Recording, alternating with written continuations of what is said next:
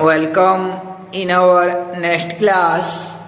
तो आज हम लोग देखेंगे कि रासायनिक साम्य के उपरांत जो आयनिक साम्य को, तो इसके पहले थोड़ा सा रासायनिक साम्य से संबंधित एक गणितीय टाइप के प्रश्न देख लेते हैं। जैसे आपको कोई अभिक्रिया दिया रहेगा और उक्त अभिक्रिया के लिए साम्यावस्था स्थिरांक केसी की गणना कीजिए, ऐसा क्वेश्चन आ जाता है।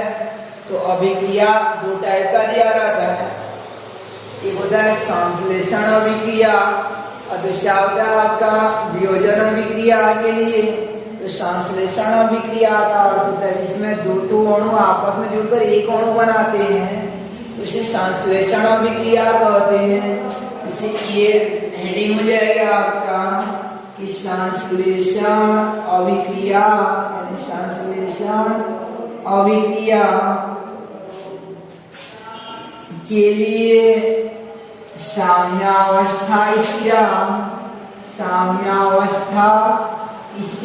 की गणना, साम्यावस्था स्थिरांक की गणना करेंगे संश्लेषण अभिक्रिया के लिए।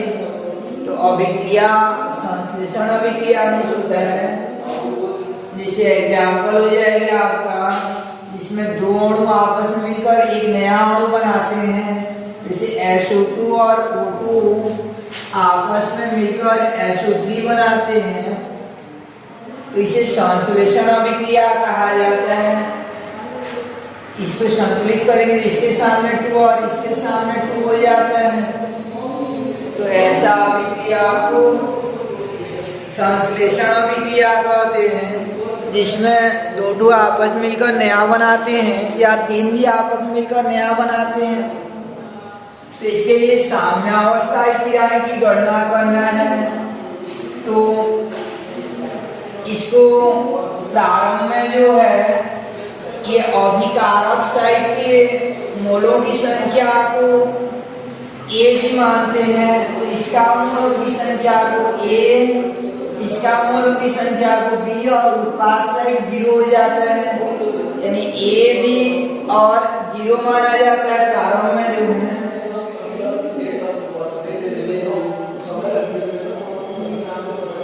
तो प्रारंभ में मोलों की संख्या को A B व 0 कहते हैं। सिवाय टी सेकेंड पश्चात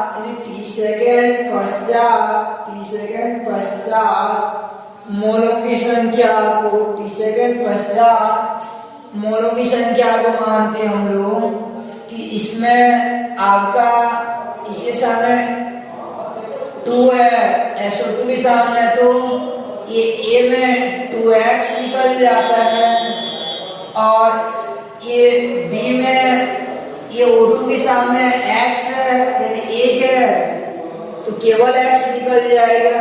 और उत्पाद का इसके सामने 2 है, तो 2x बन जाता है। यानी अभी टी सेकेंड पश्चात यहाँ से कितना मात्रा निकलेगा, 2x। तो कितना निकलेगा कैसे जानते हैं, x को निकालते हैं, लेकिन इसके सामने जो गुणा होता है ना उतना x को निकाला जाता है। ये 2x निकल जाएगा, ये x निकल जाएगा आपका, और ये आपका 2x निकल जाएगा। तो प्रारंभ में मोलों की संख्या को क्रमशः A B व 0 मानते हैं। उसके बाद जो टी सेकेंड पश्चात मोलों की संख्या को क्रमशः कि x को निकालते हैं, लेकिन उसके गुणांक समेत निकाला जाता है कि नंबर ऑफ मोल जितना रहता है उतना को निकाला जाता है। ये आपका 2 मोल निकल जाएगा, ये आपका यहाँ से 1 मोल निकल जाएगा और यहाँ से 2 मोल निकल जाएगा, 2 मोल बन जाएगा। और ये मोलों की संख्या हो गया। और यहाँ की सांद्रता निकालते हैं, टी सेकेंड पश्चात सांद्रता को निकालते हैं। टी सेकेंड पश्चात सांद्रता को निकालते हैं। तो सांद्रता को निकालने के लिए यहाँ पे आपका V का भाग दे दिया जाता है, A माइनस 2x बटे V हो जाता है। V को भाग दे देते हैं तो सांद्रता निकल जाता है A minus 2x divided by B, B minus x divided by B। और 2x डिवाइडेड बाई b हो जाता है। तो प्रारंभ में मोलों की संख्या को a b व 0 कहते हैं। इस सेकंड पश्चात मोलों की संख्या को a माइनस 2x और b माइनस x और 2x कहते हैं। यानी x को निकाला जाता है, इस सामने में जितना रहता उतना x को निकालते हैं। यहाँ b माइनस x निकल जाएगा और यहाँ 2x बन जाएगा। इस सांद्रता में बदलने के लिए आयतन से भाग दे दिया जाता है। उसके पश्चात कि साम्यावस्था पर, यानी साम्यावस्था पर Kc का मान होता है आपका, कि साम्यावस्था पर Kc बराबर होता है ये उत्पाद की सांद्रता, यानी उत्पाद CD बटे AB होता है। तो उत्पाद की सांद्रता बटे अभिकारक की सांद्रता, यानी SO2 और O2 की सांद्रता, यानी उत्पाद की सांद्रता बटे अभिकारक की सांद्रता हो जाता है। लेकिन याद रखना कि जो सांद्रता रहता है, यानी सांद्रता निकालते समय ये जो संख्या रहता है वो घात के रूप में हो जाता है। तो SO3 का घात 2 हो जाएगा, अब ये O2 का घात 1 हो जाएगा और SO2 का घात आपका 2 हो जाता है। तो इस प्रकार से Kc बराबर हो जाता है आपका SO3 का घात 2, SO2 का घात 2 और O2 का घात 1 हो जाएगा। अब आगे जो है कि Kc बराबर हो जाता है आपका, यानी Kc बराबर हो जाएगा, ये SO3 की सांद्रता कितना है आपका, ये 2x बटे v आया। निकाले इसका वैल्यू कितना है, SO3 का 2x बटे v पूरे का घात 2 हो जाएगा, इतना का घात 2 है बटे ये SO2 का मान कितना है आपका SO2 का मान a माइनस 2x बटे v आता है। तो a माइनस 2x बटे v हो जाता है, होल स्क्वायर हो जाता है। और O2 का आता है आपका, यानी O2 का वैल्यू आया b माइनस x, यानी O2 का आया है आपका b माइनस x बटे v आ जाता है, b माइनस x बटे v। तो इस प्रकार से ये वैल्यू को रखते हैं, यानी इनका मान जितना जितना आता है उस मान को डाल दी जाती है, उस वैल्यू को डाल देते हैं। अब इसको थोड़ा सरल करेंगे। Kc ये 2x का घात 2 मिस हो जाएगा, 2 दूनी 4, x का घात 2 हो जाएगा, दोनों का वर्ग होगा बटे v स्क्वायर हो जाएगा। और ये हो जाएगा आपका a माइनस 2x का घात 2 बटे v स्क्वायर हो जाएगा इंटू b माइनस x बटे v हो जाएगा। एक ही याद रखना, ऐसा जो बीच में माइनस वाला रहता है उसका विस्तार नहीं किया जाता है, केवल सिंपल वाला का विस्तार करते हैं, यानी केवल x रहेगा तो उसका वर्ग निकाला जाता है। ऐसे a माइनस 2x या b माइनस x इनका और विस्तारण नहीं की जाती है। अब इसको हल करेंगे तो 4x का 2 बटे v स्क्वायर, अब ये v वाला ऊपर चला जाएगा, v स्क्वायर गुणा v ये ऊपर चला जाएगा, अब और ये वाला नीचे आ जाएगा, तो पलट जाता है। इसको मैन बटे गुणा के रूप में बदलेंगे तो ये वाला पलट जाता है, ये हो जाएगा v square a minus 2x square और इनटू ये हो जाएगा आपका v बटे v माइनस x हो जाता है।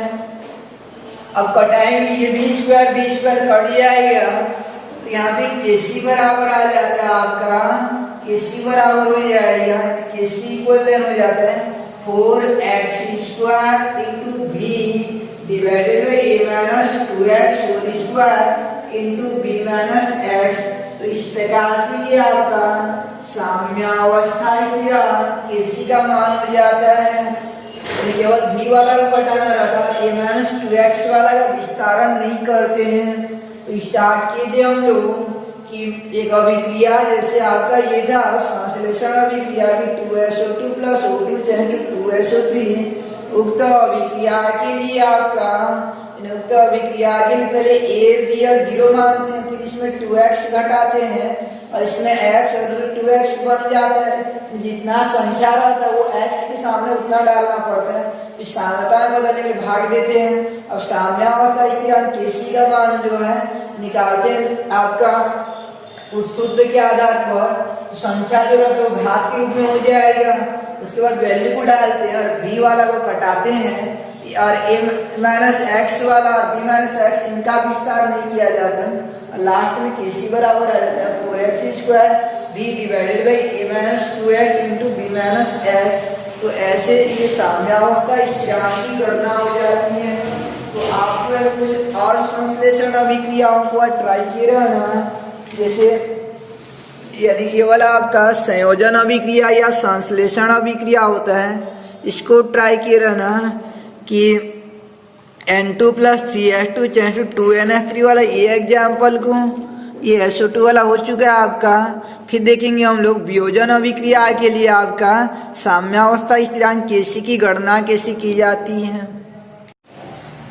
अब देखते हैं हम लोग वियोजन अभिक्रिया के लिए साम्यावस्था स्थिरांक की गणना करना।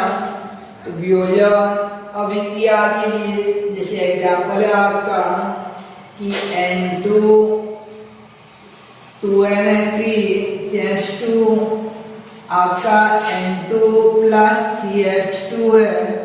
तो ये अभिक्रिया के लिए यानी ऐसा जिसमें एक तो दो या दो से अधिक भाग में टूटता है उसको वियोजन अभिक्रिया कहते हैं या अपघटन अभिक्रिया कहते हैं। और अपघटन अभिक्रिया के लिए साम्यावस्था स्थिरांक की गणना करना है हमको। तो प्रारंभ में इसको जो है लेफ्ट हैंड वाला को a मानते हैं और ये लेफ्ट तरफ अभिकारक तरफ और कोई रहता है तो उसको b मानते हैं, लेकिन अकेला है तो a मानेंगे। और ये राइट साइड वाला को 0 0 माना जाता है, हमेशा उत्पाद को 0 0 मानते हैं। उत्पाद साइड a भी नहीं डाला जाता, विशेष ध्यान रखना। उसके बाद जो ये a और ये 0 0 हो जाएगा प्रारंभ में, उसके पश्चात t सेकेंड पश्चात यहाँ से कितना निकल जाएगा 2x। तो ये वाला बनेगा आपका, इसके सामने x 1 है तो 1 गुणा x बनेगा ये x और ये 3x बनेगा। अब मान लीजिए हमको बदल ये हो गया आपका प्रारंभ में मोलों की संख्या है, प्रारंभ में मोलों की संख्या, ये t सेकेंड पश्चात मोलों की संख्या हो गया। उसके बाद जो है आयतन यानी सांद्रता निकालेंगे, t सेकेंड पश्चात सांद्रता यानी सांद्रता को निकालेंगे। तो ये हो जाएगा आपका सांद्रता जो है a माइनस 2x बटे v और x माइनस फिर x बटे v और इधर आपका 3x बटे v हो जाता है। अब द्रव्यानुपाती क्रिया नियम से साम्यावस्था पर द्रव्यानुपाती क्रिया नियम से या साम्यावस्था पर द्रव्यानुपाती क्रिया नियम से साम्यावस्था पर क्या शर्त होता है आपका, साम्यावस्था पर क्या शर्त मिलता है, साम्यावस्था पर कि Kc बराबर होता है आपका ये उत्पाद की सांद्रता बटे अभिकारक की सांद्रता घातांक में। तो N2 का घात 1 हो जाएगा और H2 का घात 3 हो जाएगा बटे ये NH3 का घात हो जाएगा आपका, NH3 का घात हो जाएगा 2 हो जाता है। तो N2 plus N2 into H2 का घात 3 बटे NH3 का घात 2 हो जाएगा। अब आगे जो है आगे आपको मिल जाएगा कि ये Kc बराबर N2 का मान आया x बटे v, N2 का मान x बटे v, H2 का मान आया आपका 3x बटे v का घात 3 हो जाएगा क्योंकि घात 3 है। और NH3 का वैल्यू आया आपका a minus 2x divided by v और होल पावर कितना हो जाएगा 2 हो जाएगा। थोड़ा सा सरल करते हैं इसको, तो ये x बटे v हो जाएगा और ये 3x का घात 3, तो 3x का घात 3 का वैल्यू रखेंगे हम लोग। तो ये 3 का घात 3 का वैल्यू हो जाएगा आपका 3 या 9 या 27 हो जाएगा, 27 और x का घात 3 बटे ये v का घात 3 हो जाएगा बटे ये हो जाएगा आपका a माइनस 2x का घात 2 बटे v स्क्वायर। अब सरल करते हैं इसको तो KC बराबर ये x और x गुणा हो जाएगा तो 27 x घात 4 बटे v का घात 4 हो जाएगा। अब इसको पक्षांतर करें, इसको जो है गुणा के रूप में बोल देंगे तो पलट जाएगा v स्क्वायर बटे a minus 2x whole square हो जाएगा। अब KC बराबर ये v वाला 2 घात पड़ जाएगा, v का घात 2 v का घात 4 है तो नीचे में v का घात 2 बचेगा तो 27 x का घात 4 बटे हो जाएगा आपका v square a minus 2x whole square. तो ये KC के लिए व्यंजक हो जाता है। तो यहाँ विशेष ध्यान देना है कि ये a और b जो रहता है स्मॉल वाला उसका विस्तारण नहीं की जाती है। तो ये था आपका कि एक वियोजन अभिक्रिया के लिए साम्यावस्था स्थिरांक KC की गणना करना। तो इस प्रकार से ये आपका रासायनिक साम्यावस्था जो है यहाँ पर अंत होता है। कल आगे स्टार्ट करेंगे कि आयनिक साम्यावस्था को